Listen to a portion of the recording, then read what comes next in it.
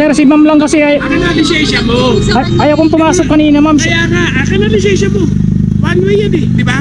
Si ma'am po kasi, ma'am, ayaw kong pumasok siya. Si pwede daw yan, sabi niya po. Sige, ibalik mo. Bumalik ka. Ayaw ko pong pumasok. Kaya nga, ibalik mo. Matigas ang ulo mo. Di naman po, sir. Akanain kita dito. Di naman po, sir. Akanain kita dito.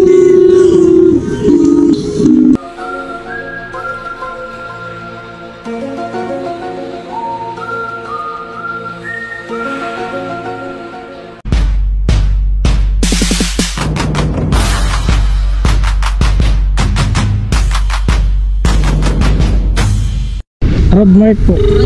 Yes, ma'am. Ayan, tumatawag ako eh.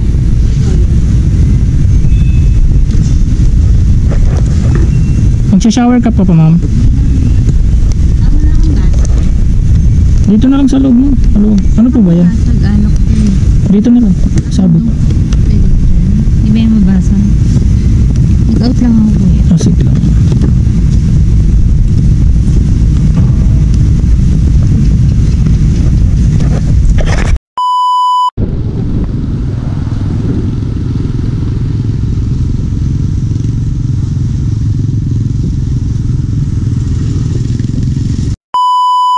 Sir, si ma'am lang kasi ay... Akin na lisensya mo.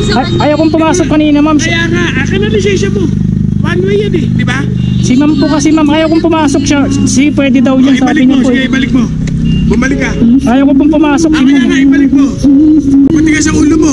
Di naman po, sir. Akanain kita dito. Matigas ang ulo mo. Di naman po, sir. Akanain kita dito.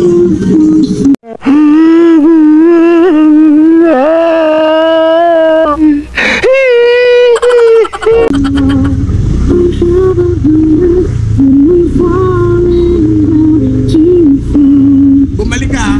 Tara, ma'am. Alam niyo na one way eh.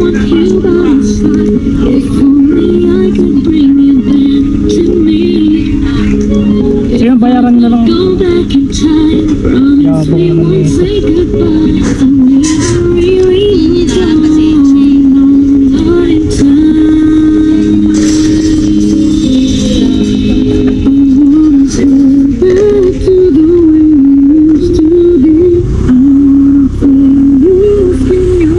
Pasensya na, sir.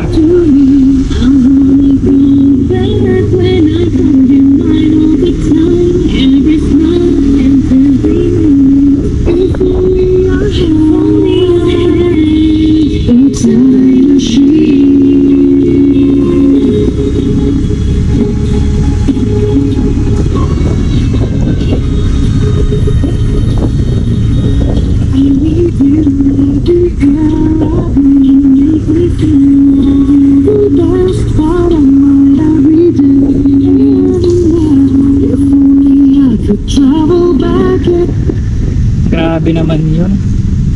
So ayun mga paps, nangyari sa atin one way kasi ayaw ko talagang pumasok talaga eh, si ma'am lang talaga nagpipilit na pwede kahit na one way.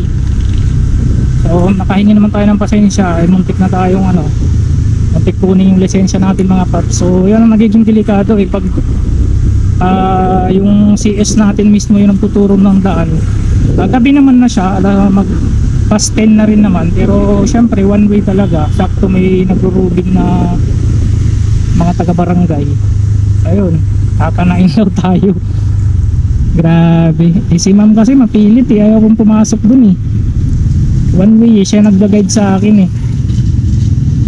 So ayun, maging aware sa atin mga paps na hindi lahat ng oras eh susundin natin yung CS, lalo pag mali. Pero namin ko na mali ko rin dahil sinunod ko si ma'am kahit na sabi ko one way, pinipilit niya pa rin na pwede daw kasi gabi naman, dumadaan naman daw sila dyan. So natsempuhan lang talaga na dumaan yung taga barangay.